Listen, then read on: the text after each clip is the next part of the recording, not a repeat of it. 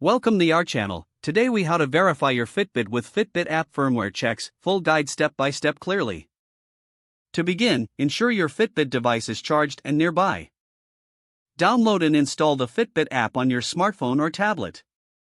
Open the Fitbit app and sign in to your account. If you don't have an account, create one by following the on-screen instructions. Once logged in, tap on your profile icon located in the top left corner of the app.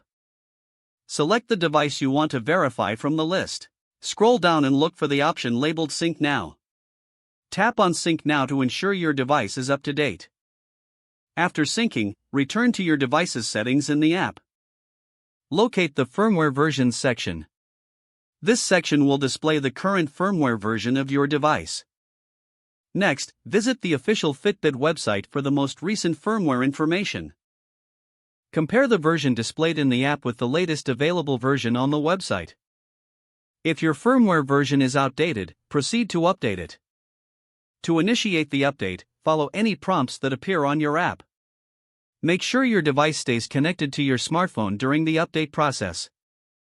Once the update is complete, check the firmware version again to confirm it has been updated. If the firmware is up to date, your device is successfully verified.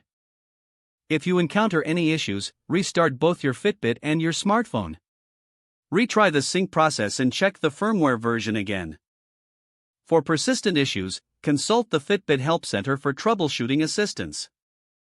Following these steps ensures your Fitbit is verified and running optimally.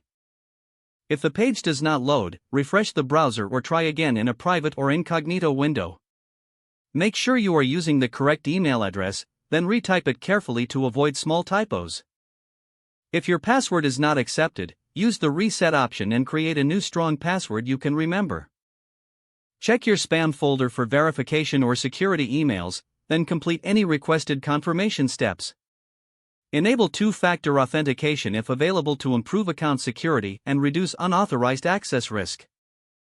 After signing in, review your profile details. If you see an error message, note it down and try again after restarting your device and internet connection. Don't forget to like this video and subscribe to our channel for more step-by-step tech guides.